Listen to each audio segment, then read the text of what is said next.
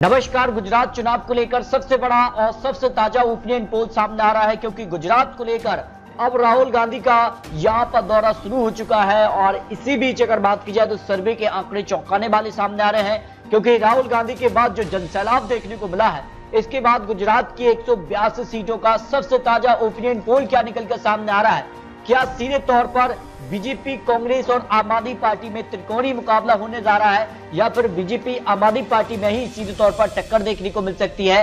क्या राहुल गांधी भारत जोड़ो यात्रा के जरिए अब कहीं ना कहीं गुजरात दौरे पर है, तो इसका फायदा उनको कितना मिल सकता है, क्योंकि 2017 में जहां बीजेपी और यहां पर आम आदमी पार्टी काफी दूर नजर आई थी गुजरात चुनाव से, लेकिन कांग्रेस ने कड़ी टक्कर दी थी। लेकिन भारत जोड़ो यात्रा के दौरान जिसका से अब गुजरात दौरे पर राहुल गांधी देखने को मिली और जो यहाँ पर जन सैलाब देखने को मिला है, इसका कितना फायदा वो उठा पाएंगे, क्योंकि आम आदमी पार्टी अब चुनावी मैदान में है। तो इसका नुकसान क्या कांग्रेस को होगा या फिर बीजेपी को होगा, क्योंकि आम आदमी पार्टी जो बड़े बड़े वादे करती नजर आ रही है, इसका कितना यहाँ पर किसको नुकसान हो सकता है, इसको लेकर सबसे सटीक और सबसे बड़ा ओपिनियन पोल गुजरात की 182 सीटों के लिए अगर बात की जाए तो यहाँ पर 92 सीटों पर पूर्ण बहुमत की सरकार आती है। और 2017 में बीजेपी 99 तो कांग्रेस 77 सीटें और 3 सीटों पर अन्य उम्मीदवारों ने जीत यानी निर्दलीयों ने जीत हासिल की थी। लेकिन इस बार के चौंकाने वाले आंकड़े सामने आ रहे हैं, क्योंकि अजहरुद्दीन ओवैसी भी चुनावी मैदान में है। कांग्रेस से राहुल गांधी अब हाल ही में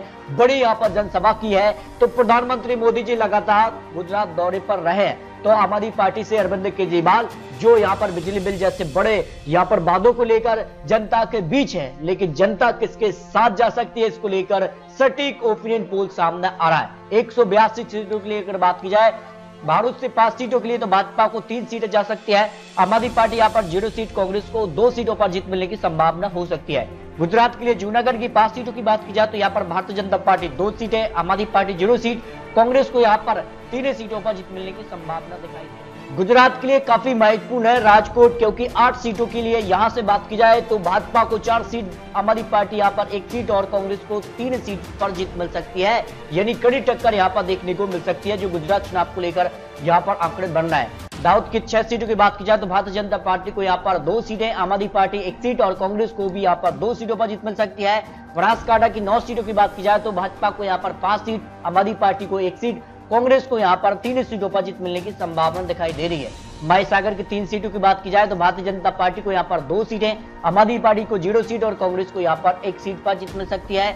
जामनगर की 5 सीट की बात की जाए तो भारतीय जनता पार्टी को 1 सीट, आम आदमी पार्टी यहाँ पर 0 सीट और कांग्रेस को 4 सीटों पर जीत मिलने की संभावना गुजरात को लेकर जो सबसे ताजा और सबसे बड़ा ओपिनियन पोल निकलकर सामने आ रहा है। क्योंकि अगर बात की जाए तो गांधीनगर की 5 सीटें भी काफी महत्वपूर्ण हो जाती हैं और यहाँ पर भारतीय जनता पार्टी को 5 सीट, आम आदमी पार्टी 0 सीट, कांग्रेस को 1 सीट पर जीत मिलने की संभावना दिखाई दे रही है। अमरेली की 5 सीटों की बात की जाए तो यहाँ पर भी भारतीय जनता पार्टी को यहाँ पर करीब 2 सीट, आम आदमी पार्टी 0 सीट और कांग्रेस को यहाँ पर 3 सीटों पर जीत मिलने की संभावना ओपिनियन पोल के हिसाब से लगाई जा रही है। महसाणा की 7 सीटों की बात की जाए तो यहाँ पर भारतीय जनता पार्टी को 4 सीटें, आम आदमी पार्टी को 1 सीट, कांग्रेस को यहाँ पर 2 सीटों पर जीत मिलने की संभावना हो सकती है। आणंद की 7 सीटों की बात की जाए तो भारतीय जनता पार्टी यहाँ पर 4 सीटों पर कमल खिला सकती है, आम आदमी पार्टी 0 सीट और कांग्रेस को पक्ष में 3 सीट पर जीत मिलने की संभावना दिखाई दे रही है, जो बड़े यहाँ पर चौंकाने वाले आंकड़े बन रहे हैं। क्योंकि अब कहीं ना कहीं ज्यादा वक्त बचा नहीं है वोटिंग के लिए, और ऐसे में अब कहीं ना कहीं जो चौंकाने वाले आंकड़े सामने आ रहे हैं। वलसाड की 5 सीटों की बात की जाए तो भारतीय जनता पार्टी 3 सीटें, आम आदमी पार्टी 0 सीट और कांग्रेस को यहाँ पर 2 सीटों पर जीत मिलने की संभावना दिखाई दे रही है।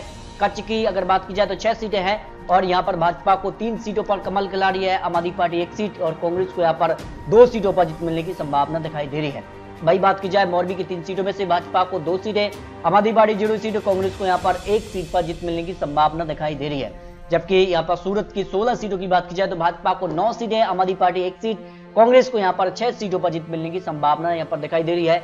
भाजपा की अगर बात की जाए भावनगर से तो यहाँ पर 7 सीटें हैं और यहाँ पर भाजपा को यहाँ पर करीब 4 सीटें, आम आदमी पार्टी को 1 सीट और कांग्रेस के पक्ष में 2 सीटों पर जीत मिलने की संभावना यहाँ पर दिखाई दे रही है, जो सबसे ताजा और सबसे महत्वपूर्ण ओपिनियन पोल सामने आ रहा है। सुरेंद्रनगर की 5 सीटों की बात की जाए तो यहाँ पर भी भाजपा को 3 सीटों पर कमल खिला रही है, जबकि आम आदमी पार्टी 0 सीट और कांग्रेस को यहाँ पर 2 सीटों पर जीत मिलने की संभावना दिखाई दे रही है।